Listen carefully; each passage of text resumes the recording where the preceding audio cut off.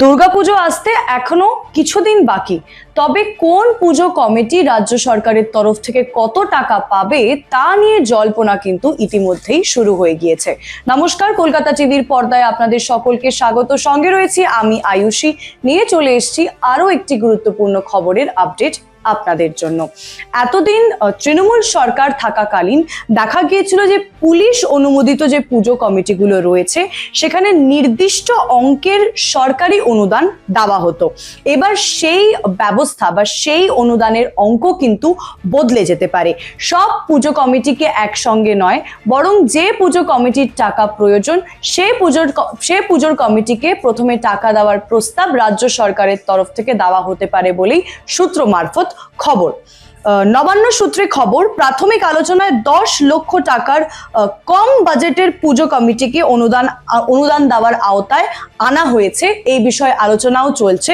তবে এই 10 লক্ষ টাকার যে অঙ্ক বা যে অনুদান সেটা এখনো পর্যন্ত চূড়ান্ত হয়নি।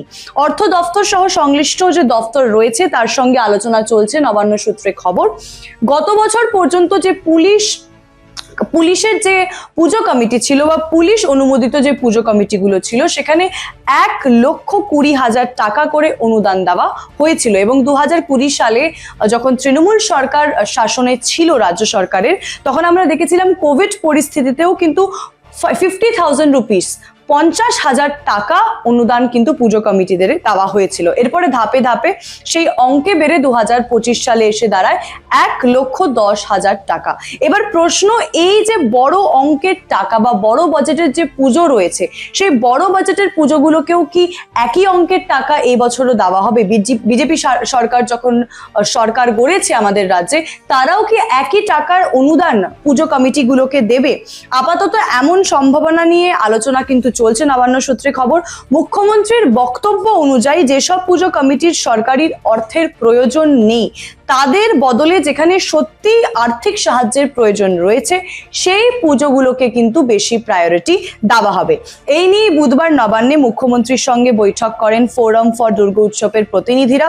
অনুদানের পাশাপাশি প্যান্ডেলের জন্য রাস্তা ব্যবহার, বিদ্যুতের ছাড় এবং হোর্ডিং ব্যানারের যে টাকা রয়েছে সেই বিষয়েও কিন্তু আলোচনা উঠে আসে বৈঠকের পর সংগঠনের তরফে জানানো হয়েছে চলতি মাসে সংশ্লিষ্ট বিষয়ে সিদ্ধান্ত জানাতে পারেন মুখ্যমন্ত্রী। সবচেয়ে বেশি নজর কিন্তু তাহলে এখন ছোট পুজো বা ছোট পুজো কমিটিগুলো তার দিকে, কারণ অনুদান পাওয়া যাবে কিনা তার উপর নির্ভর করেই কিন্তু অনেক কমিটি বাজেট, থিম এবং শিল্পীর বিষয়ে চূড়ান্ত সিদ্ধান্ত নেবে। আরো খবরের জন্য চোখ রাখুন কলকাতা টিভির পর্দায়। রাত 3, 7 দিন।